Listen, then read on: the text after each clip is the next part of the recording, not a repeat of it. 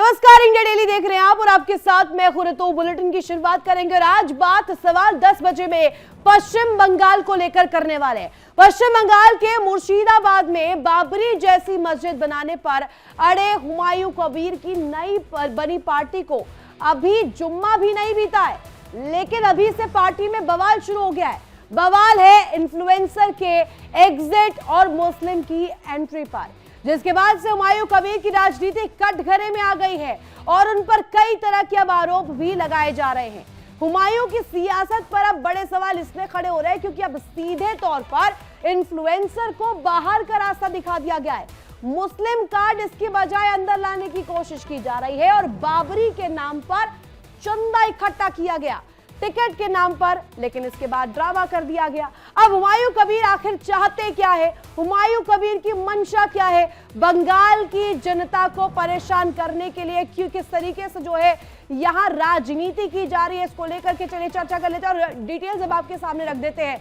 यहाँ पर देखिए, हुमायूं की सियासत पर सवाल जो है वो इसलिए खड़े हो रहे हैं कि अब इन्फ्लुएंसर जो है निशा चैटर्जी, जिसे बाहर का रास्ता दिखा दिया गया है और मुस्लिम कार्ड इन है क्या, क्वेश्चन मार्क इसलिए क्योंकि अब ये सवाल खड़ा हो रहा है कि क्या हिंदुओं को दरकिनार कर अब मुसलमानों को यहां कहा जाए तो फोकस किया जा रहा है। बाबरी के नाम पर पहले चंदा इकट्ठा किया गया, बाबरी मस्जिद बनाने को लेकर के तस्वीर पेश की गई और अब यहां पर टिकट के नाम पर ड्रामा किया जा रहा है। पूरी सिचुएशन को अगर आप देखिए तो यहां पर सियासत की जा रही है, सियासत धर्म की आड़ पर खेलने की कोशिश, और हुमायूं कबीर की राजनीति अब कटघरे में इसको लेकर आ गई है क्योंकि अभी तो जुम्मा 2 दिन नहीं बीते हैं और ऐसे में इससे पहले ही अब आप देखिए कि किस तरीके से कोशिश जो है हुमायूं कबीर करते हुए नजर आ रहे हैं। यहाँ पर कोशिश इस कदर कि यहाँ पर हिंदुओं को दरकिनार कर सीधे एंट्री मुसलमानों को दे दे, मुसलमानों को लेकर के तस्वीर पेश करने की कोशिश। और कोलकाता की सियासत में हुमायूं कबीर एक बार फिर से विवादों के केंद्र में आ गए हैं। अपनी जनता उन्नयन पार्टी के बालीगंज उम्मीदवार के तौर पर सोशल मीडिया इन्फ्लुएंसर जो निशा चैटर्जी को लेकर के बात सामने आ रही है, इन्फ्लुएंसर के नाम की घोषणा 24 घंटे के भीतर ही उन्हें हटा दिया गया। नाम की घोषणा की गई, 24 घंटे बीते नहीं कि नाम को आउट कर दिया गया, नाम को सीधे तौर पर इनकार करते हुए बाहर का रास्ता दिखा दिया गया और इसके बाद अब सियासी हलचल बढ़ गई है। कबीर ने चैटर्जी के अनुचित सोशल मीडिया पोस्ट को वजह बताया और कहा कि वो बंगाल विधानसभा जैसी पवित्र जगह के लिए मिसफिट है, यानी कि फिट नहीं है। साथ ही उन्होंने ये भी ऐलान किया कि बालीगंज से एक मुस्लिम उम्मीदवार का नाम जल्द घोषित किया जाएगा, यानी कि अब इसके बाद सवाल किए जाएंगे कि क्या पहले नहीं पता था निशा चैटर्जी कौन है, वो इन्फ्लुएंसर है, किस तरीके की रील्स या किस तरीके का सोशल मीडिया पर उनका प्रेजेंस है। इस फैसले से नाराज निशा चैटर्जी ने कबीर पर पब्लिक तौर पर, सार्वजनिक तौर पर उनकी छवि खराब करने का आरोप भी लगाया है और कोर्ट जाने तक की अब सीधे सीधे चेतावनी दे डाली है। निशा चैटर्जी का कहना है कि उन्हें इसलिए हटाया गया क्योंकि वो हिंदू है और कबीर का धर्मनिरपेक्ष पार्टी का दावा महज यहां पर छलावा, महज धता साबित होता हुआ नजर आ रहा है। और ऐसे में इसी को लेकर के अब सवाल किए जा रहे हैं कि हुमायूं को हिंदुओं से परेशानी क्या है। पहले बाबरी मस्जिद को लेकर बात और अब ये तस्वीर जो पेश करने की कोशिश की जा रही है, इसके पीछे की क्या मंशा है, हुमायूं को हिंदू मंजूर क्यों नहीं है। अब चलिए डिटेल्स आपके सामने रखते हैं और ये डिटेल्स कुछ इस कदर कि हुमायूं कबीर एक बार फिर से विवादों के घेरे में आ गए हैं। विवादों को लेकर के किस लिए, क्योंकि पहले बाबरी मस्जिद का यहाँ पर राग अलापा और अब यहाँ पर निशा चैटर्जी को बाहर का रास्ता दिखा दिया गया है। हुमायूं कबीर ने फिर से इस विवाद को पैदा कर दिया है पश्चिम बंगाल की राजनीति में। अब इसको लेकर पुरजोर तौर पर बातचीत हो रही है। 24 घंटे में बदले हुमायूं कबीर 24 घंटे के भीतर अपनी मंशा को हटा दिया, चेंज कर दिया और सीधे तौर पर निशा चैटर्जी को एग्जिट का रास्ता दिखा दिया, पार्टी से बाहर का रास्ता दिखा दिया। अब इसके पीछे क्या वजह, हिंदू होना उनका है। अब ऐसे में बड़े सवाल इसलिए खड़े हो रहे हैं कि हिंदू को क्यों नहीं मंजूर कर रहे हुमायूं कबीर, प्रॉब्लम क्या है, समस्या क्या है। सोशल मीडिया स्टार निशा चैटर्जी का टिकट सीधे सीधे काट दिया गया है और टिकट इस कदर काटा है कि अब उनको, जैसे पहले कहा गया, उनको प्राथमिकता दी जा रही थी, उन्हें इन्फ्लुएंसर के तौर पर रखा गया, वो इन्फ्लुएंसर है उसका फायदा पार्टी को मिले, इस तरीके से कोशिश की जा रही थी। लेकिन अब यहाँ पर देखिए पूरी तरीके से जो मंशा है वो साफ होते हुए नजर आई। तृणमूल कांग्रेस से बाहर किए गए कबीर ने जनता उन्नयन पार्टी बनाई थी और 2026 के पश्चिम बंगाल विधानसभा चुनाव के लिए बालीगंज से निशा चैटर्जी को उम्मीदवार भी घोषित कर दिया था। 24 घंटे भी नहीं बीते कि मंगलवार को निशा की उम्मीदवारी कहते हुए वापस ले ली गई कि सोशल मीडिया पर उनकी कुछ तस्वीरें और वीडियोस जो है पार्टी की छवि को धूमिल करती हैं। अब ये देखिए किस तरीके से यहाँ पर पूरा पेच जो है अड़ता हुआ नजर आ रहा है। निशा ने इसके बाद कहा है, निशा ने इसको लेकर के प्रतिक्रिया दी है कि उन्हें पहले केवल पार्टी की राज्य समिति में शामिल होने का न्योता दिया गया था और उम्मीदवार बनाए जाने की जानकारी उन्हें मंच से ही मिली थी। उन्हें भी नहीं पता था कि उन्हें उम्मीदवार बनाया जाएगा। उन्होंने इसके बाद सवाल उठाया कि जिन सोशल मीडिया पोस्ट पर सुबह तक कोई आपत्ति नहीं थी, वही शाम होते होते क्यों अश्लील कंटेंट बन गया उनके लिए, क्यों परेशानी का सबब बन गया उनके लिए, और ये अश्लील आखिर हो कैसे गया, इसको लेकर निशा चैटर्जी अब पूछ रही है, सवाल कर रही है। टिकटॉक या अन्य प्लेटफॉर्म पर लाखों फॉलोअर्स रखने वाली निशा चैटर्जी का आरोप है कि कबीर ने पार्टी के प्रचार के लिए उनका इस्तेमाल किया है, उनके फॉलोअर्स का इस्तेमाल किया है। फॉलोअर्स का जब तक इस्तेमाल था, जब तक उनको यूज आ रहा था, तब तक बखूबी तरीके से प्राथमिकता दी गई और जैसे ही इस्तेमाल खत्म हुआ, लगा कि अब यहाँ पर हिंदुओं को आगे बढ़ाया जा रहा है, तो सीधे तौर पर एग्जिट दे दिया गया और फिर अचानक उन्हें किनारे कर दिया गया। फैसले से आग बबूला निशा ने हुमायूं कबीर के खिलाफ मोर्चा तक खोल दिया दर्शकों और हुमायूं पर अब जमकर जो है निशा चैटर्जी इन्फ्लुएंसर जो है बरसती हुई नजर आ रही है। कैसे बरस रही है, अब डिटेल्स आपके सामने रखते हैं। यहाँ पर देखिए किस तरीके से उनकी जो प्रतिक्रिया है वो सामने आई है। मेरा अपमान क्यों किया गया, क्यों ये जो स्थिति है वो उत्पन्न की गई, क्योंकि मैं हिंदू हूँ, ये सवाल निशा चैटर्जी खड़े करते हुए नजर आए। अब जरा पढ़िएगा, मुझे हिंदू होने की सजा क्या मिल रही है कि मैं हिंदू हूं, इस वजह से मुझे उम्मीदवारी से हटा दिया गया। हुमायूं ने पार्टी प्रचार के लिए इस्तेमाल किया है, इन्फ्लुएंसर्स का फायदा उठाया है, उनके इस्तेमाल कर अचानक किनारे कर दिया। यानी कि मंशा यहाँ पर देखिए, जब तक काम था, जब तक पार्टी को इस्तेमाल करना था, तब तक किया, उम्मीदवार घोषित किया, लेकिन हिंदू बनाम मुसलमान की इस लड़ाई को खड़े करने के लिए, तुष्टीकरण ध्रुवीकरण को हवा देने के लिए अब सीधे बाहर कर दिया गया। कबीर ने कहा कि मेरी फैन फॉलोइंग का इस्तेमाल किया गया। आप देखिए सीधे तौर पर यहाँ पर किस तरीके से बड़े आरोप जो है हुमायूं कबीर पर खड़े करते हुए निशा चैटर्जी नजर आ रही है, जो कि एक सोशल मीडिया इन्फ्लुएंसर है। इन्फ्लुएंसर के तौर पर उनके कई फॉलोअर्स है, लाखों में, मिलियंस में उनके फॉलोअर्स है। अगर अलग अलग सोशल मीडिया प्लेटफॉर्म्स को मैं देखूं, यूट्यूब, इंस्टाग्राम, इसके अलावा तमाम अन्य जो प्लेटफॉर्म्स है, वहां पर कई फॉलोअर्स होने का दावा निशा चैटर्जी कर रही है, जिसके बाद ये कहा गया कि उन्हें टिकट दिया गया, लेकिन हिंदू होना उनके लिए गले की फांस बन गया। शाम होते होते ये जो पिक्चर्स है अश्लील कैसे हो गई। अब पूछ रही निशा चैटर्जी कि जो सुबह फोटोज बिल्कुल सही थी, जो सुबह फोटोज एकदम कहा जा रहा है कि प्रायोरिटी में देखी जा रही थी, उन फोटोज को शाम होते होते अश्लील क्यों घोषित कर दिया गया? टिकट देने से पहले क्यों नहीं जांच की? कहा जा रहा है कि जून से निशा जो है ये आरोप लगा रही है कि हुमायूं कबीर उन्हें जानते थे, तो क्या जून से उन्होंने उनका सोशल मीडिया प्लेटफॉर्म नहीं देखा कौन सी फोटोज लगाई है, कौन सी वीडियोस लगाई है? तो एकाएक अब इस तरीके की तस्वीर पेश करना कि उन्होंने अश्लील कंटेंट परोसा है और वो पार्टी के लिए कहीं ना कहीं मुसीबत खड़ा कर सकता है, ये हवाला देना क्या गलत है? असल मंशा क्या कुछ और है? टिकट देने से पहले इसकी जांच क्यों नहीं की हुमायूं कबीर ने? और अब देखिए धर्मनिरपेक्षता को लेकर के जब सवाल किए जाते हैं, तो धर्मनिरपेक्ष शाख सिर्फ क्या दिखावा है? क्या धर्मनिरपेक्षता को लेकर के जो दावे किए जाते हैं वो पूरी तरीके से छलावा है? उधर निशा के आरोपों के बाद हुमायूं कबीर ने अपना पक्ष भी रखा है।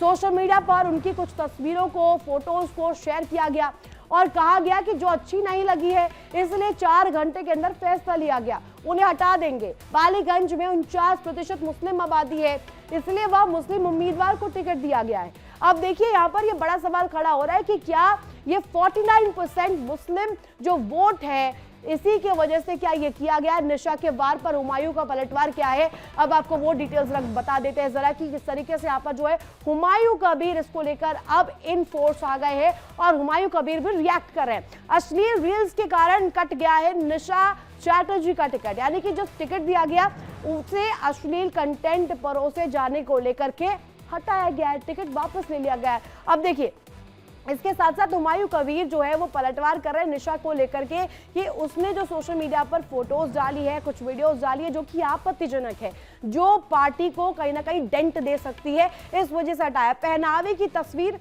वायरल हो रही है। निशा चैटर्जी जो इन्फ्लुएंसर है, उनकी पहनावे को लेकर के बड़ा सवाल हुमायूं कबीर जो है वो खड़ा करते हुए नजर आए और कहा कि उनका पहनावा कहीं पार्टी के पहनावे के साथ नहीं तालमेल खाता। उस पहनावे पर सवाल करते हुए कहा कि वे पहनावा और वो अश्लील वीडियोस ही वजह है कि निशा चैटर्जी का टिकट वापस ले लिया गया।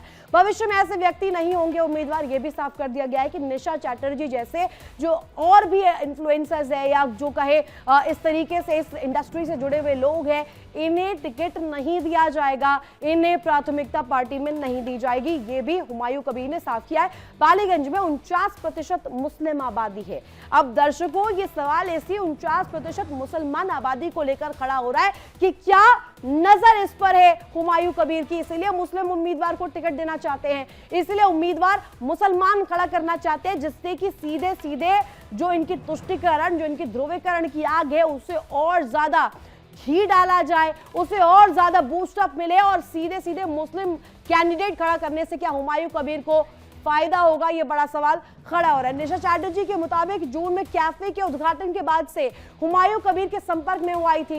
कबीर ने उन्हें 22 दिसंबर के कार्यक्रम में आमंत्रित भी किया था और पार्टी की राज्य समिति का सदस्य बनाने का वादा किया था।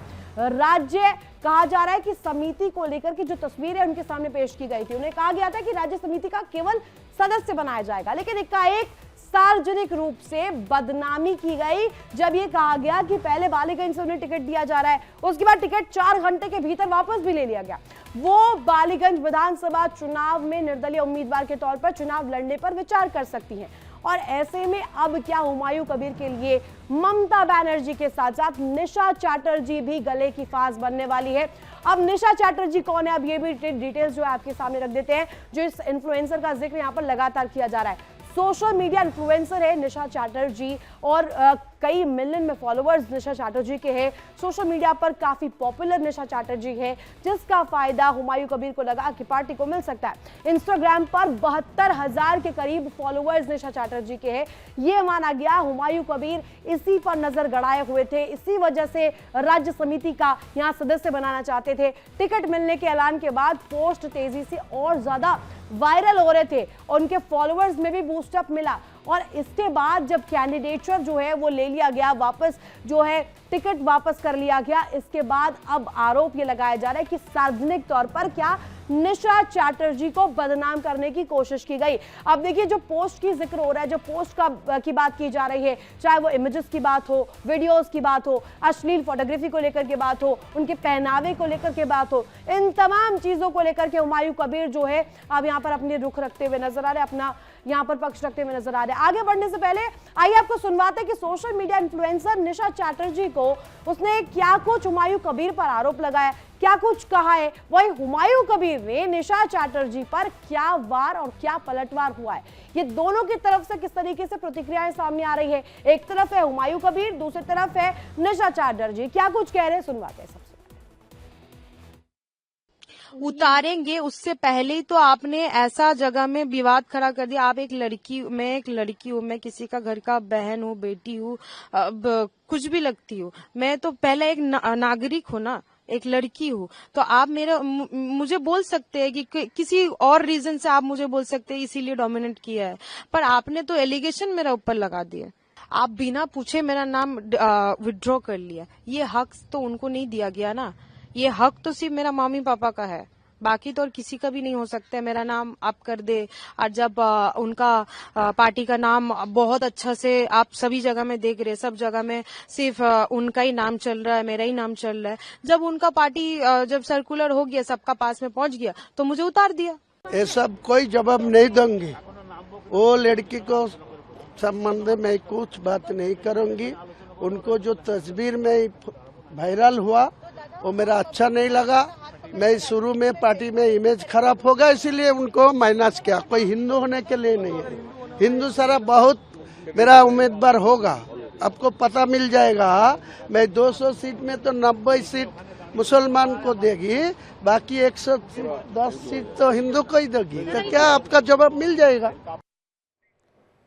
तो देखिए, निशा चैटर्जी वर्सेस हुमायूं कबीर, अब ये जो लड़ाई है ये दोनों के बीच अब छिड़ चुकी है और इस बीच है पश्चिम बंगाल की जनता जो अब पूछ रही है कि इस तरीके की सियासत की आखिर बुनियाद क्या है, क्यों इस तरीके की सियासत की जा रही है, इसकी वजह क्या है और निशा चैटर्जी का टिकट आखिर कटा क्यों है, इसके पीछे भी क्या हुमायूं कबीर की मुस्लिम को लेकर के जिस तरीके से उनका सॉफ्ट कॉर्नर है, मुस्लिमों को लेकर के जिस तरीके से उनको अपनी ध्रुवीकरण की राजनीति सजानी है, इसको लेकर के क्या नजर है। अब चलिए इसी पर बड़ी चर्चा हम करते हैं। खास मेहमान मेरे साथ जुड़े हुए, बड़ा पैनल मेरे साथ इस वक्त मौजूद है।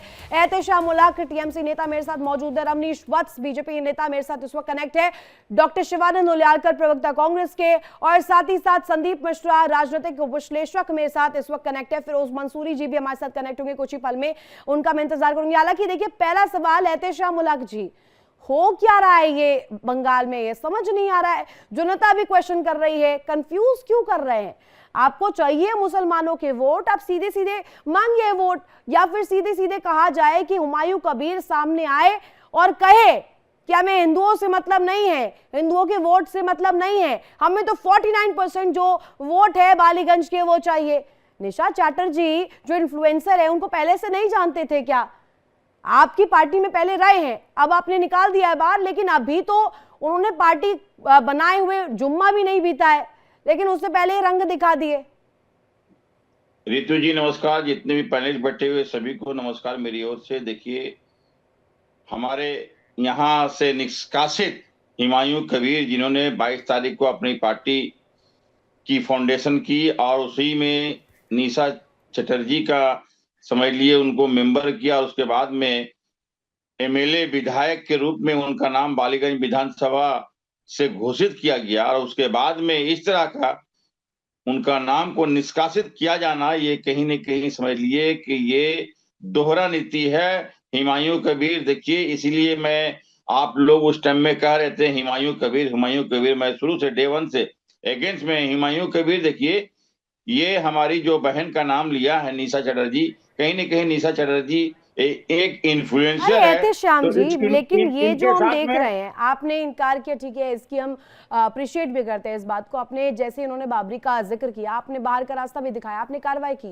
That is appreciable from TMC. लेकिन हम अगर बात करें इस वक्त की स्थिति में समझना चाहूँ, आपकी पार्टी में थे, आपने, आपकी बातचीत भी हुई होगी, अंदर खाने का ही दफा होगी आपकी बातचीत, लेकिन उनकी मंशा को लेकर अब सवाल किए जा रहे हैं कि पश्चिम बंगाल की जनता तो विकास चाह रही है, लेकिन वहां पर हो क्या रहा है, एक इन्फ्लुएंसर जिसके मिलियंस में फॉलोअर है, एक इन्फ्लुएंसर जो कि पकड़ रखती है पब्लिक में, जिसकी फैन फॉलोइंग है, उसको पहले आपने बोला कि टिकट दे दीजिए भैया, और जैसे ही पता चला कि वो तो हिंदू है भैया, और आपने तो बाबरी का राग अलापा था, आपको डेंट ना मिल जाए तो भैया इसको बदल दो और मुसलमान कैंडिडेट ले आइए, ये भी तो गलत है ना। रितु जी, मैं इसकी कड़ी आपके चैनल के माध्यम से मैं आलोचना कर रहा हूं कि ये गलत नहीं, बहुत ही गलत है। एक पहले 2 दिन पहले समझ लिए कि 22 तारीख को समझ लिए वो उन्होंने पार्टी का फाउंडेशन अपना ये किया, उसके बाद में तमाम लोगों के मौजूदगी में उनका नाम, एक महिला जो समझ लिए इतनी नाम की हुई है, उनका नाम घोषित किया, और उसके बाद में निष्कासित किया गया कि नहीं भाई, उनका इस तरह की तस्वीर देखने को मिला। तो ये क्या, जून महीने से जब एक दूसरे से ताल्लुकात हुआ, परिचय हुआ, इंट्रोडक्शन हुआ, तो उस पीरियड में इलेक्शन का वो कैंडिडेट घोषित करने से पहले उनको तो चेक कर लेना चाहिए कि बायोडाटा इनका क्या है। ये कहीं न कहीं ये फ्री का टीआरपी पाने का ये चक्कर है, और मुसलमान को एक समझ लीजिए, एक तो मस्जिद बनाने का यहाँ पे एक बात कि मस्जिद बनकर वो ठेकेदार हो गया बाबरी मस्जिद, जो कि नहीं बनना चाहिए, बाबरी के नाम से मस्जिद बनना चाहिए, बाबरी मस्जिद के नाम से लेना चाहिए। और एक नया और टीआरपी लेने चाह रहे हैं कि हम हिंदू लड़की को डाल दिए हैं। तो देखिए, कोई भी पॉलिटिकल पार्टी इस तरह पार्टी नहीं होती है, वो तो फिर मुसलमान कहीं बन के रह जाएगा। हम कहीं न कहीं समझ लिए ये निशा चटर्जी के साथ में ज्यादती हुई है, और इन कहीं न कहीं बहुत बड़ी लंबी षड्यंत्र है, और ये भी एक फ्री में पार्टी को, मतलब को टीआरपी मिलने का एक सोच रहे हैं कि मुझे आप इसे टीआरपी से जोड़ रहे हैं, लेकिन मैं इसमें अभी सियासत का एंगल खोज रही हूँ। सियासत का इसे क्यों जरिया बनाया जा रहा है, क्यों एक टूल किट का हिस्सा बनाया जा रहा है कि वो हिंदू है इसलिए वो यहाँ से प्रत्याशी नहीं हो सकती हैं, उसका डेंट उन्हें झेलना पड़ सकता है, क्योंकि एक तरफ तो उन्होंने धर्मनिरपेक्षता को लेकर के जो झंडा जो बुलंद किया है ना, वो झंडा कहीं उनका पस्त ना हो जाए, इसका भी डर उन्हें सता रहा है। शिवानंद धोलियालकर मेरे साथ जुड़े हुए हैं, संदीप मिश्रा मेरे साथ कनेक्टर, रमनीश वत्स भी मेरे साथ जुड़े हैं। रमनीश वत्स, लेकिन आप, अगर मैं पश्चिम बंगाल की स्थिति की बात करूं, लगातार इस तरीके की तस्वीर सामने आती है और हम देख रहे हैं कि एक क्रम से, एक सिलसिलेवार ढंग से इस तरीके की बातें जो निकलकर सामने आ रही है, चाहे बाबरी मस्जिद को लेकर के बात हो, बाबरी मस्जिद के बनाने को लेकर के बात हो, जिक्र भी नहीं था कहीं का सर बाबरी मस्जिद को लेकर, लेकिन एकाएक अयोध्या से इस बात को जैसे कनेक्ट करते हुए बाबरी मस्जिद बंगाल में बनानी थी उन्हें, ठीक है, फिर पार्टी बनाई, पार्टी बनाने के बाद अब जो उनके उम्मीदवार है उनको भी तोल कर पूरी तरीके से कहा जा रहा है कि रखा जा रहा है, तोल मड़ोड़ कर पूरी तरीके से पेश किया जा रहा है। अब मैं सीधे कहूं, अगर सीधे सवाल उठाऊं, धर्मनिरपेक्षता अब कहां गई है उनकी? Where is the secularism thought gone now? देखिए, सेकुलरिज्म की परिभाषा की बात यदि की जाए तो सर्वधर्म समभाव की बात की जाएगी, जिसमें सभी धर्मों को समावेशी बनाने की बात की जाए, सभी धर्मों को सम्मान देने की बात होगी। लेकिन अयोध्या में प्रभु राम का मंदिर बनता है, लेकिन आप देखा जाए तो उसके उलट में बाबरी एक आक्रांता, एक जो मुगल, जिसको हम लोगों ने दंश झेला है, हम भारतीयों ने किस तरह से हमारी संस्कृति को किस तरह से उसने कहते खंडित करने का जो काम किया जी, और वैसे उसके नाम पे यदि कोई बाबरी मस्जिद बनाना चाहता है तो मुझे लगता है कि ये धर्मनिरपेक्षता जो शब्द है उसको गाली देने वाली बात होगी। और दूसरी बात है यहाँ पे की जाए तो जब इसी ने अभी टीएमसी नेता भले ही इस बात से इत्तेफाक ना रखते हों, लेकिन दुलारा तो इनका हुमायूं कबीर हुआ करता था, और जब ये पार्टी में हुआ करता था तो उसी ने आवाज बुलंद कर दी थी कि मुर्शिदाबाद में हमारी जो आबादी है 70% हो गई है मुस्लिमों की और हिंदुओं को 30% है, हम इसे 2 घंटे के अंदर जो है भागीरथी गंगा में बहा देंगे। तो इस तरह की जब बातें करते तो उस समय कहाँ चला गया धर्मनिरपेक्षता? ठीक है, बात है धर्मनिरपेक्षता गई कहाँ, दता क्यों साबित हो रही है, उस पर क्वेश्चन क्यों उठ रहा है, ये सवाल तो वही। रमनीश वत्स, में एक ओपनिंग कमेंट सारे मेरे जो मेहमान है उनसे ले लूं, वापस आपके पास आऊंगी। संदीप मिश्रा, मैं समझना चाहूंगी एक राजनीतिक विश्लेषक के तौर पर, आप इसे बेहतरीन तरीके से समझा भी सकते हैं, फ्रेम कर सकते हैं। सर मुझे बताइएगा ये बंगाल में हो क्या रहा है? मुझे ये समझ में नहीं आता कि ये जो पुरोधा बनते हैं मुसलमानों के, जो एक कहा जाए कि प्रमोटर के तौर पर खुद को पेश करते हैं, चाहे बाबरी मस्जिद को लेकर के राग अलापना हो, चाहे चीजों को लेकर के बात करनी हो, मुसलमानों को आगे रखना हो, रखिए भैया, किसने मना किया है? किसी ने ये आपको कहा नहीं है कि आप मत रखिए, लेकिन यहां पहले हिंदू कैंडिडेट को टिकट देना, निशा चैटर्जी के इन्फ्लुएंसर्स का फायदा उठाना, अपने पार्टी के प्रमोशन में उसको यूज करना, लेकिन जैसे ही पता चला कि वो हिंदू है और इसका डेंट जो है अंदर खाने उनको मिल जाएगा, सीधे नाम वापस ले लेना। सर ये किस तरफ जा रही है राजनीति और सियासत? देखिए रितु जी, जब अगले का नाम निशा चटर्जी है तो कोई ऐसा रॉकेट साइंस तो है नहीं कि 10 दिन बाद पता चलेगा कि हिंदू है। पहली बात। दूसरी बात, जो कोई भी व्यक्ति अपने दल से अलग होता है या निकाला जाता है, सबसे पहले उसी के कॉपीराइट को कहीं न कहीं इन्फ्रिंज करते हुए चाहता है उसी के वोटर्स को हम अपनी तरफ डाइवर्ट करें। तो जब इनको टीएमसी से निकाला गया तो ये टीएमसी का रुख ही करना चाहते थे, भाई हम भी सेकुलर हैं, सारी चीजें हैं।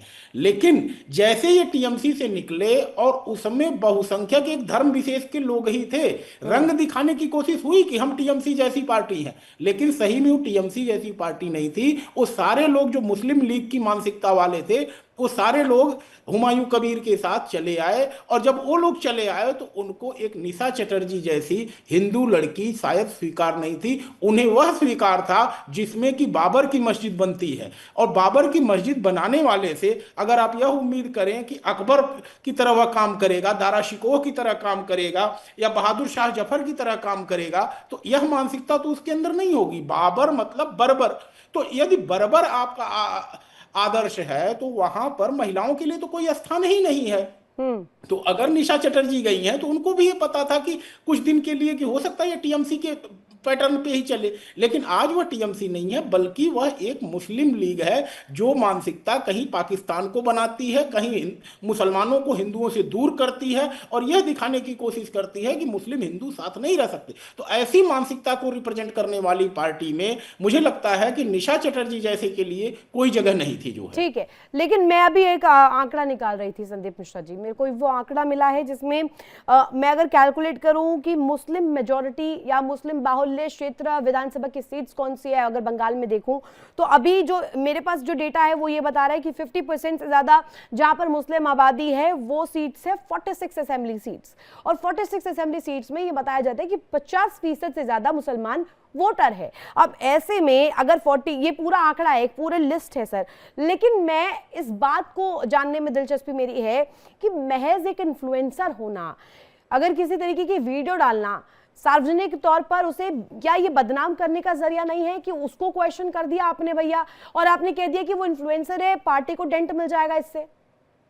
देखिए, इस चीज को तो कोई स्वीकार ही नहीं करेगा। निशा चटर्जी अगर पार्टी में आपके आई हैं और आपको मंच पे उनका नाम कह रहे हैं, तो ऐसा नहीं है निशा चटर्जी को आप मंच पे आज आई हैं और कल आपने डिक्लेयर कर दिया। आप उनके बारे में पहले से जानते थे, किस तरह के सोशल मीडिया कंटेंट बनाती हैं, क्या बनाती हैं, सब कुछ पता है। यह आपका सिर्फ एक बहाना है, क्योंकि अगर आपको, सीधी सी बात मैं कह रहा हूं यहां पर, आपको महिला नेतृत्व स्वीकार ही नहीं है।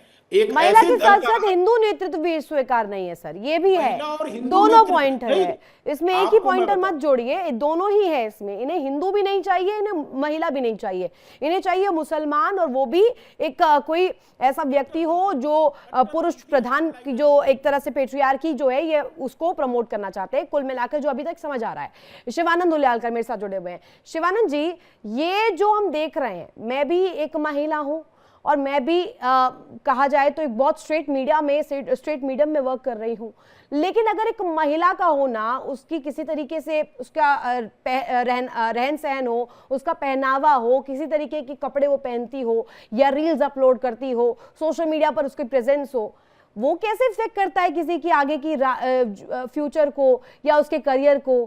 वो क्या काम करेगी? मुझे नहीं लगता इन दोनों का कोई तालमेल है, पैरेलल ये चलते हैं क्या? वेरी गुड मॉर्निंग रितु जी, पूरा पैनलिस्ट को नमस्कार। देखिए, हुमायूं के ऊपर लीगली एक्शन होना चाहिए। ममता बनर्जी क्या कर रहे हैं? ममता बनर्जी, हुमायूं के ऊपर एक्शन होना चाहिए। अगर इस तरह से अगर महिलाओं का अपमान होता है तो एक्शन होना चाहिए, कभी भी हम समर्थन नहीं करेंगे। दूसरी बात, हुमायूं ये बी टीम है बीजेपी का। अमित शाह जी और नरेंद्र मोदी जी ईडी सीबीआई कब भेज रहे हैं? क्योंकि इन्होंने बाबरी मस्जिद के नाम पे चंदा इकट्ठा कर रहे हैं। कौन से ऑर्डर है बताइए? मैं भी लॉयर हूँ। इसमें सीधा अगर बाबरी मस्जिद का बना रहे तो अगर चंदा इतना बड़े मायने में आ रहा है, मैं पूछना चाहता हूँ बीजेपी का नेता या मेरे भाई संदीप सर को कि ईडी और सीबीआई कब भेज रहे हैं? क्योंकि इतना बड़ा चंदा मेरे अकाउंट में 5 लाख आया तो इनकम टैक्स का नोटिस आता है। मैं भी बिल्डर हूँ, मेरा खुद का चॉपर और हेलीकॉप्टर शिवान जेट एविनेशन मेरा खुद का है। कब भेज रहे हैं हुमायूं के पास नोटिस? चॉपर हो, आपको बधाई इस बात की, लेकिन मेरा इंटरेस्ट अभी इसमें है नहीं। मेरा इंटरेस्ट है कि महिलाओं को क्यों यहाँ पर सवालों के घेरे में लाया जा रहा है। महिला का ये बदनाम जो करने का रवैया है, एक तरीका है। रमनीश वत्स, आप क्या समझ पा रहे हैं? ये कह रहे हैं कि आपकी बी टीम की तरह काम कर रहे हैं हुमायूं कबीर, पार्टी बनाई है वो आपकी बी टीम की तरह वर्क कर रही है, बड़ा आरोप है आपके ऊपर। नहीं, देखिए, सियासत दल के नाम पे आप बिल्कुल आरोप लगाइए कि हाँ कौन सी बी टीम है, कौन सी सी टीम है, लेकिन कम से कम ईडी और सीबीआई को तो छोड़ दीजिए। ईडी सीबीआई देखिए ऑटोनोमस संस्था है, वो अपने हिसाब से काम करती है। हाँ, यदि लगता है कि वो मुझे लगता है गलत तरीके से वो पैसा जमा कर रहा है, बाबरी मस्जिद के नाम पे जमा कर रहा है, तो ईडी और सीबीआई उसके ऊपर भी छापा मारेगी, अपना काम करेगी। लेकिन धर्मनिरपेक्षता की आड़ में जिस तरह से हुमायूं कबीर ने हिंदू आस्था पर लगातार प्रहार करता रहा, चोट करता रहा, तब ममता दीदी आप कहाँ थी? आप तो खुद जय श्री राम के नारे लगाने पे आप रमनीश वत्स कमिंग टू द पॉइंट, आपके ऊपर आरोप क्यों लगते हैं? नहीं, रमनीश वत्स, चाहे बिहार का जिक्र हो, रुकिएगा शिवानी जी, एक मिनट बोलिएगा।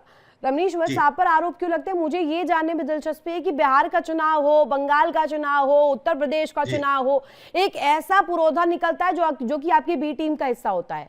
हम देख रहे हैं असदुद्दीन ओवैसी को लेकर देखिए- बिहार में कहा था, अब यहाँ पर कह दिया कि हुमायूं कबीर भी आपकी बी टीम में है, लेकिन मदन मित्रा पर नहीं कहा, लेकिन उन पर नहीं कहा जो श्री कृष्ण का मंदिर बना रहे थे, वो बी टीम नहीं है।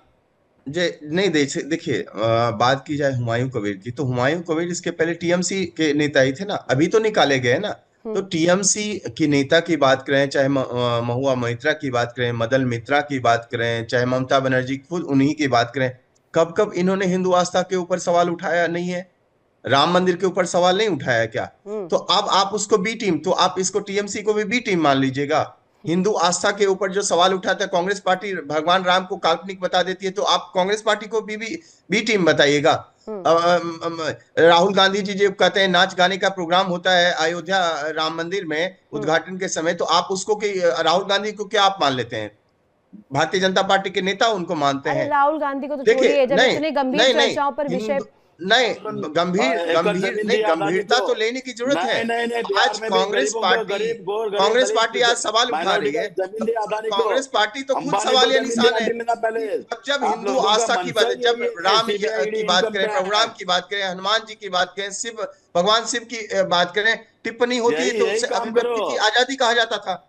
और लेकिन अगर वही सवाल किसी मजहब से जुड़े मुद्दों पर हो तो तुरंत माहौल बना दिया जाता था कांग्रेस पार्टी के। यही तो असली दोहरा मापदंड है। हिंदू त्योहारों के ऊपर शोर होता था, प्रदूषण और समस्या बताया जाता था, लेकिन बाकी धर्म आयोजनों पर वही कांग्रेस के नेता जो है चुप्पी साध देते हैं। दीपावली पर पटाखों की लिस्ट आ जाती है, कांवड़ यात्रा पर ट्रैफिक की चिंता दिखती है, लेकिन जब दूसरे मजहबों के बड़े आयोजन हो तब वही नेता जो है सेकुलर संवेदनशील। अरे आप दोनों क्यों लड़ रहे हैं साहब? हम समझ नहीं पा रहे हैं, जनता भी नहीं समझ पा रही है। आप ना आप 3 में है ना 13 में है, तब भी आप दोनों क्यों लड़ रहे हैं? मुझे समझ में नहीं आ रहा। कांग्रेस ना बंगाल में है ना बीजेपी बंगाल में है, आप दोनों एक दूसरे पर आरोप क्यों लगा रहे? टीएमसी वाले शांत बैठे हुए थे, श्याम जी मुस्कुरा रहे हैं, वो नहीं लड़ रहे हैं, लेकिन यहाँ पर लड़ाई कांग्रेस बीजेपी आपस में कर रही है। जी शिवानंद जी। जी आदरणीय देश के पंतप्रधान नरेंद्र मोदी जी, मेरे भी है 140 करोड़ जनते का है। एक महिला ममता बनर्जी चीफ मिनिस्टर है, कितना तकलीफ देना है? पूरी minister, RSS, CBI, ED, income tax, चुनाव आयोग, अरे बीएलओ कितने लोग मरे उधर। अरे इस तरह से तकलीफ देना ठीक नहीं है। दूसरी बात, अभी आपको निशा चटर्जी को तकलीफ देने से हम नहीं, सेकुलरिज्म की आड़ पे नहीं, आप ये बताइए, आपका हिमायू बीजेपी का कैंडिडेट नहीं था, बताइए। आप तो असदुद्दीन ओवैसी को भी कह देते हैं। आज बंगाल में ये बात मैं कहना चाहता हूं कि बंगाल में टिकट योग्यता से नहीं मजहब से तय हो रहा है, और यही है तथाकथित सेकुलर राजनीति का असली चेहरा। यहाँ देखा जाए तो लोकप्रियता की बात करें, जन समर्थन बेमानी कही जाएगी।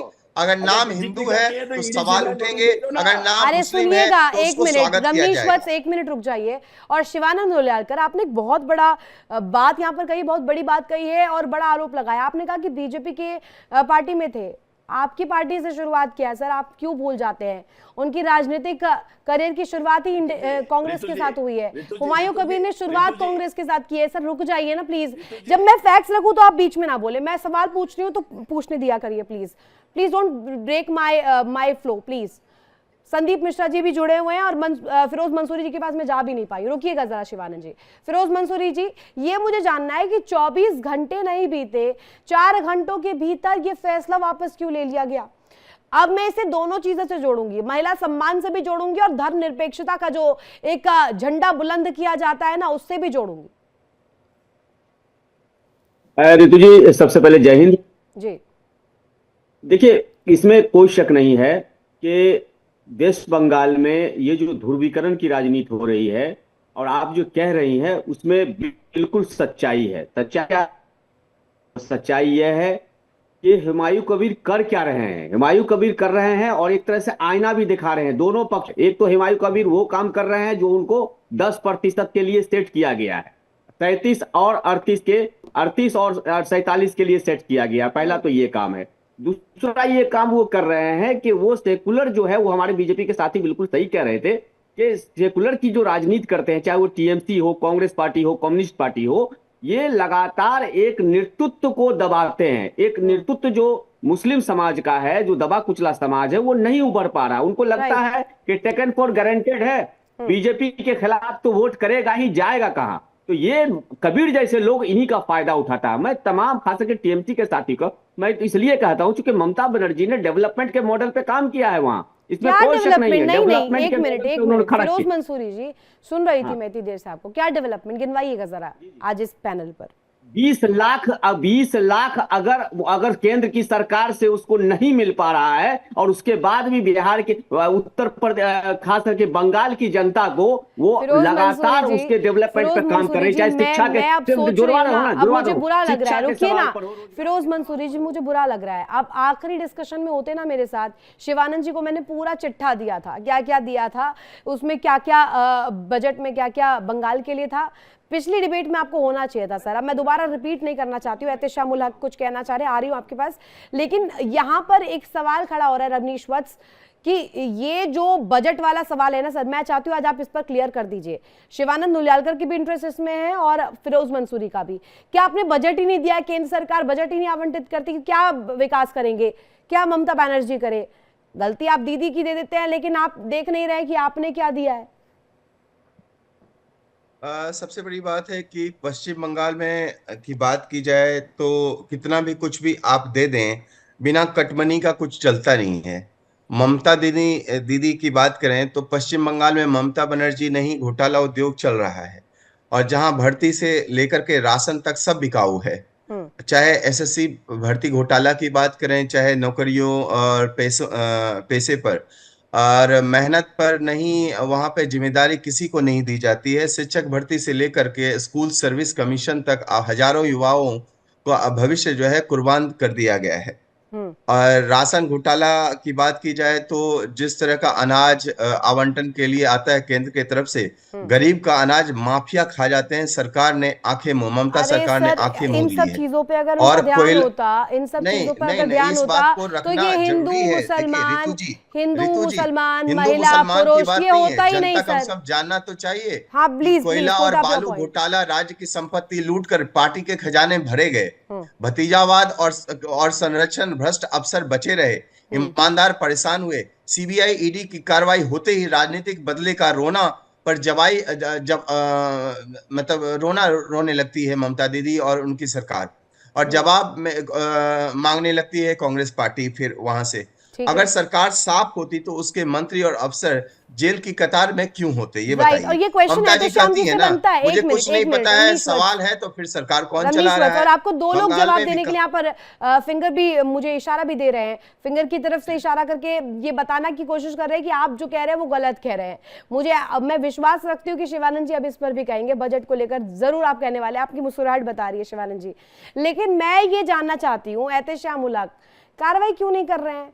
महिला के साथ यहाँ पर बदनामी का काम किया गया है कि नहीं किया गया, आप नहीं मानते क्या? ममता बनर्जी खुद महिला हैं, वो कब एक्शन लेंगी? का डिबेट है हुमायूं कबीर को लेकर का, निशा चटर्जी को लेकर के, ये मेरे पार्टी से किसी तरह का कोई लेना देना नहीं है। नंबर 1, मैंने उसके लिए पहले लेना देना नहीं है, बंगाल से तो लेना देना है ममता बनर्जी का। बंगाल से लेना देना नहीं है क्या? बंगाल में रहने वाली महिलाओं से लेना देना नहीं है क्या? निशा चटर्जी अमेरिका से आई है क्या?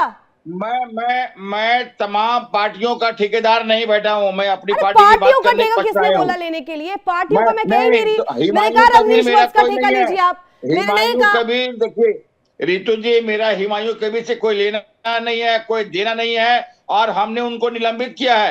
वो मुसलमानों का ठेकेदार बनने की कोशिश कर रही है। आपको आवाज नहीं जा रही है क्या? मुसलमानों का ठेकेदार बनने की कोशिश कर रही है। को लेकर पूछा ही नहीं है, मैंने पूछा निशा चैटर्जी को लेकर के, उस महिला के साथ, बंगाल की बेटी के साथ जो हुआ, उस पर एक्शन कब लिया जाएगा? ये सीधा सीधा समझ लिए कि कहीं न कहीं ये अपमान, मैंने पहले ही फेस में आपसे कहा, वो फ्री का टीआरपी लेना चाह रहे। लेकिन मेरे भी मित्र अभी जो भारतीय जनता पार्टी के बैठे हुए हैं, सबसे घोटालेबाज कोई पार्टी है भारत में तो भारतीय जनता पार्टी है। ममता बनर्जी डेवलपमेंट का दूसरा नाम है। अच्छा। ममता बनर्जी डेवलपमेंट का दूसरा नाम है। पूरे पश्चिम बंगाल में जो डेवलपमेंट है वो आप सोच से बाहर है। हमारे जीएसटी का पैसा, हमारा मनरेगा का पैसा, टैक्स का पैसा, ले आकर के 1,97,000 रमनीश्वर करोड़ जवाब देंगे। हमारा दिया नहीं है केंद्र सरकार। क्यों कि पश्चिम बंगाल को वंचित रखा जाए। उसके बावजूद पश्चिम बंगाल की नेत्री ममता बनर्जी विकास ही विकास, ये जैसा नहीं है दबाज पार्टी से जनता पार्टी जुमलाबाज, हम दो हमारे दो, 15 लाख 2 करोड़ काला कहाँ सब कहाँ गया? दोनों लोगों को रखे, रमनीश वत्स एंड हैदर शाम जी, दोनों लोग। आज रमनीश वत्स जवाब देंगे इस पर कि भ्रष्टाचार आप कर रहे हैं साहब। आप भ्रष्टाचार की जो तस्वीर है उसे झांपने के लिए, ग्रे करने के लिए आप तमाम हथकंडे जो अपना रहे हैं, चाहे बी टीम बनाना हो हुमायूं कबीर को या अन्य जो कोशिशें जिसका जिक्र अभी एहतशाम जी कर रहे थे। बिल्कुल सही बात है। एहतशाम जी, पहली बात बताइए कि आपने घोटाले की बात करी, भ्रष्टाचार की बात करी, आपने आरोप भी लगाए, वो आरोप सिद्ध कर दीजिए आप। अच्छा ये बताइए कि ममता सरकार ने एसएससी भर्ती घोटाले में साबित कर दिया ना कि ममता सरकार नौकरी योग्यता से नहीं, घूस से चलती है। और उसके बाद जैसा कि मैंने कहा, कोयला और बालू घोटाला, राज्य की संपत्ति लूटकर पार्टी के खजाने में नहीं भरे गए क्या? नहीं भरे गए। अगर आखिर नहीं हुए घोटाले भ्रष्टाचार तो सीबीआई ईडी की कार्रवाई कैसे हो जाती है आपके ऊपर, आपकी पार्टी के ऊपर कैसे हो जाती है? राशन घोटाला कैसे हो जाता है? शिक्षक भर्ती घोटाला कैसे हो जाता है? आप ये बताइए कि ये घोटाले का उद्योग नहीं चल रहा है पश्चिम बंगाल में, तो भर्ती जहां भर्ती से राशन तक सब बिक रहा है। जहां पे आप मजदूरों को जो मजदूरी मिलनी चाहिए, उचित मजदूरी, वो नहीं मिल पा रहा है। गरीब लोगों को अनाज नहीं मिल पा रहा है। आज यदि नहीं हुआ ये सारे कुछ, तो आप बताइए कि आपके ऊपर कार्रवाई सीबीआई और ईडीआई कैसे कर देती है? आप रोना तो रोते ही रहते हैं ना, ममता दी तो हमेशा रोना रोती रहती है कि सीबीआई ईडी ने हमारे ऊपर कार्रवाई कर दी। कार्रवाई देखिए तभी होती है ना जब तक, देखिए धुआं वहीं से निकलता है, जब वहां पे आग जल रही हो, धुआं वहीं से निकलेगा ना। तो भ्रष्टाचार की में सनी हुई पार्टी, खास करके वहां पे देखा जाए, यदि आप विकास के मॉडल बहुत सारे स्थापित किए होते, और ये बहुत दिलचस्प होता है रमनीश वत्स, जब सवाल किसी भी चीज को लेकर के हो, घुमा फिरा करके उसे वोट चोरी पर ला देना, उसे इंडिपेंडेंट बॉडीज के अगर का हाईजैक पर ला देना कि इंडिपेंडेंट बॉडीज भी गवर्न बीजेपी कर रही है, वो भी बीजेपी चला रही है। मुझे बहुत इस चीज पर आपत्ति है कि आप इधर महिलाओं का जिक्र हो रहा है, महिलाओं को लेकर बात हो रही है, निशा चैटर्जी को लेकर के बात हो रही है, यहाँ पर कहां से आ गया ये इंडिपेंडेंट बॉडीज? मुझे समझ नहीं आ रहा। संदीप मिश्रा और फिरोज मंसूरी दोनों ही पॉलिटिकल एक्सपर्ट है, मैं दोनों से ये सवाल पूछना चाहूंगी। फर्स्ट संदीप मिश्रा को रखिए, देन फिरोज मंसूरी जी जवाब दीजिएगा। संदीप मिश्रा, मुझे ये जानने में इंटरेस्ट है, पहले देखा हुमायूं कबीर ने, अभी तो एक जुम्मा भी नहीं बीता था, अभी तो पार्टी खड़ी हुई थी, अभी देखा कि ये फैन फॉलोइंग इस कदर निशा चैटर्जी की इस्तेमाल कर लिया जाए, प्रायोरिटी दे दी। उसके बाद जब पता चला कि कहीं ऐसा ना हो जाए कि हिंदू है और 49% मुस्लिम आबादी जो वहां पर है वो वोट ही ना दे फिर हुमायूं कबीर को, या ये इस तरीके से देखना चाहिए क्या सर? मुझे रितु जी, हमारे टीएमसी के प्रवक्ता यहाँ पे बैठे हुए नेता बैठे हुए हैं, उन्होंने एक बात कह करके पल्ला झाड़ लिया, हमने हुमायूं कबीर को पार्टी से निकाल दिया। राइट, बात यहीं खत्म हो जाती है क्या महिला सम्मान के लिए एक महिला मुख्यमंत्री का 2 शब्द बोलना जरूरी नहीं है? मैंने यही पूछा। यह बात सही है, यह बात सही है कि जो कुछ हुआ है उस पे कोई भी कंप्लेन और शिकायत करने का पहला हक निशा चटर्जी का है। निशा चटर्जी अगर कंप्लेन देती है तभी स्टेट गवर्नमेंट कुछ करेगी उसमें। उन्होंने बोला है, ऑन रिकॉर्ड बोला है संदीप मिश्रा, मैं अगर चाहिए तो मैं ऑडियो सुनवाऊंगी।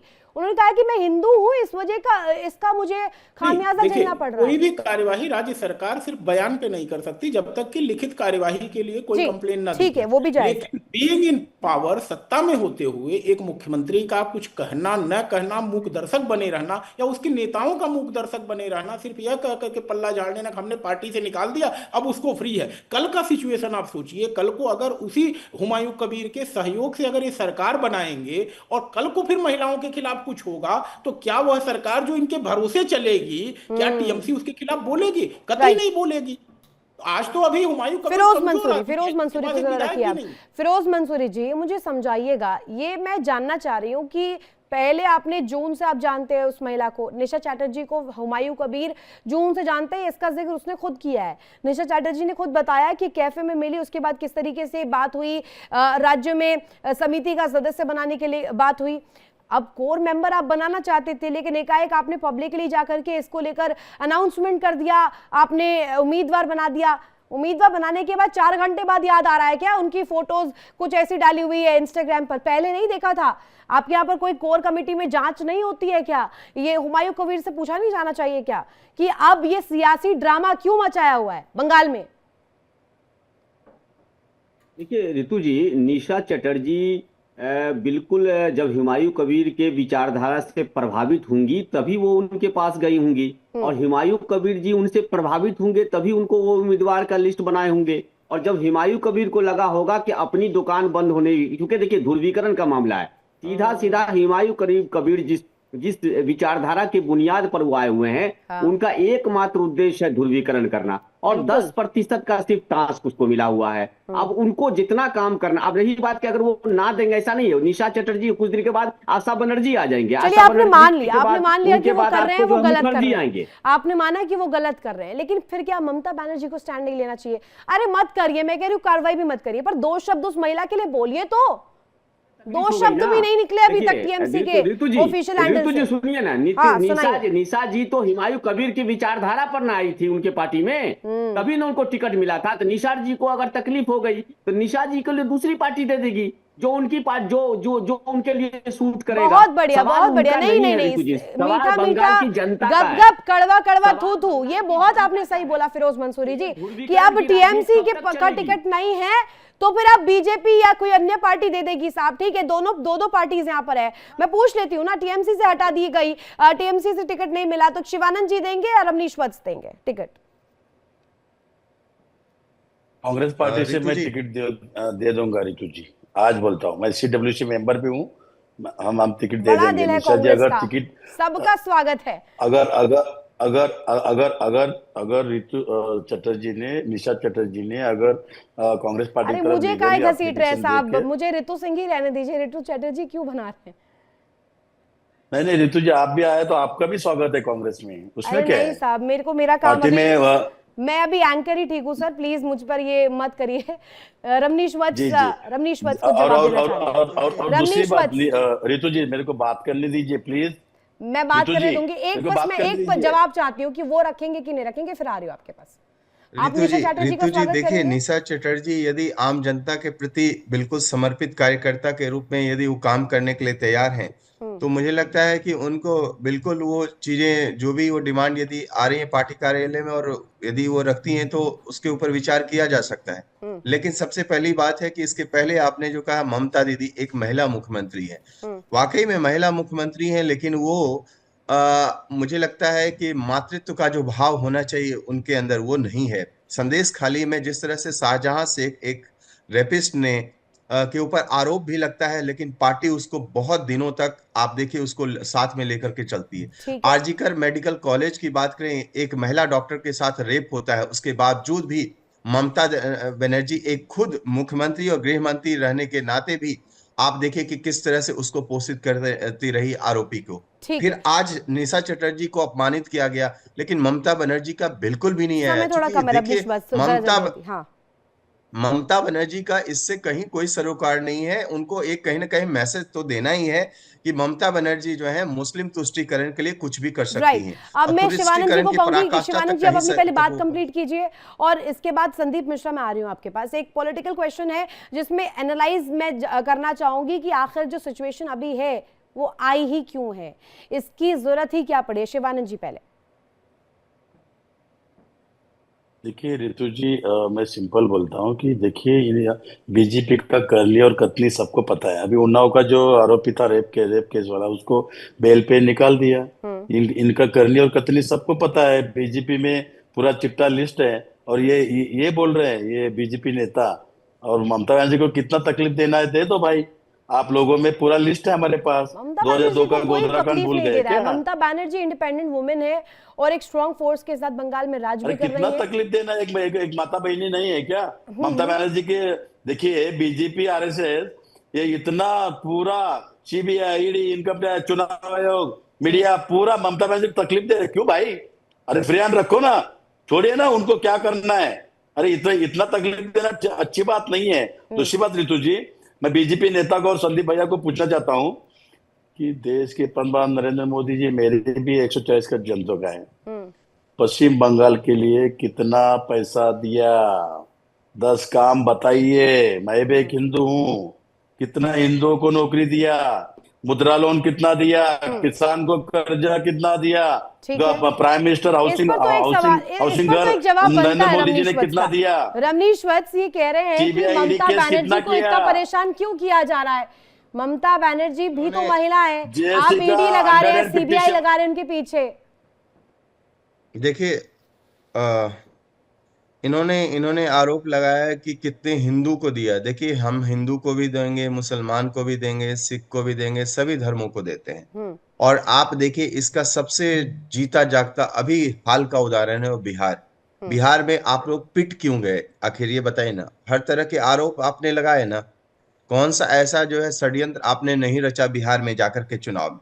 हाँ। लेकिन उसके बावजूद भी क्या हुआ, आप नतीजा क्या निकला? नतीजा यही निकला, ढाक के 3 पात रहे आप।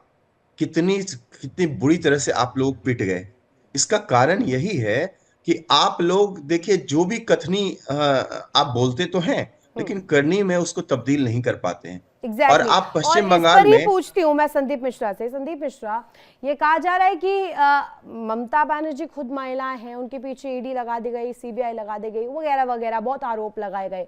लेकिन मैं अगर निशा चैटर्जी को ध्यान में रख के अभी बात करूं तो मैं उनके इंस्टाग्राम को देख रही थी, जो उनकी फोटोज या वीडियोस जो भी मुझे सोशल मीडिया पर मिल पाई है, मुझे ऐसा कुछ आपत्तिजनक टू बी ऑनेस्ट नहीं लगा। लेकिन अगर लगा भी हो हुमायूं कबीर को किसी चीज से एतराज भी हो, तो क्या जून से लेकर अभी तक वक्त नहीं मिला उन्हें चेक करने का? और अब आकर के इस तरीके की बात रखना, तो क्या ये नजर सिर्फ 49% उस मुस्लिम आबादी पर है टारगेटेड? देखिए रितु जी, जिस तरह की राजनीति भारतीय जनता पार्टी आज की तारीख में कर रही है, यही कहें कि जिस तरह से मजबूती से हिंदुओं पर हो रहे अत्याचार के विरुद्ध भारतीय जनता पार्टी पश्चिम बंगाल में झंडा बुलंद कर रही है, वहां पर ममता बनर्जी को बिल्कुल स्पष्ट पता चल रहा है कि अब हमारे हाथ से चीज निकल रही है। तो यहां पर या तो हिंदू वोटर्स को रोका जाए, जो उनको संभव नजर नहीं आ रहा है। यहां पर उन्हें अब अपने भरोसा लगता है कि मुस्लिम वोटर्स पे ही हम कहीं फोकस करें, और उसमें भी 2-3 दावेदार हो जा रहे हैं। बुनियादी जब धर्मनिरपेक्ष ना हो तो उम्मीद भी क्या की जाए। आप सभी जुड़े, अपना कीमती वक्त दिया, बहुत शुक्रिया। इतना ही वक्त मेरे पास था। हालांकि देखिए, अभी इन्फ्लुएंसर का एग्जिट और यहाँ पर एक मुस्लिम कार्ड की एंट्री बंगाल में एक बड़ी तरफ इशारा कर रही है कि यहाँ पर धर्मनिरपेक्षता को लेकर के जो झंडाबरदार लोग रहते हैं, वो कहीं ना कहीं अब पूरी तरीके से एक्सपोज हो रहे हैं, चाहे वो हुमायूं कबीर हो या टीएमसी से जुड़े तमाम अलग नेता हो।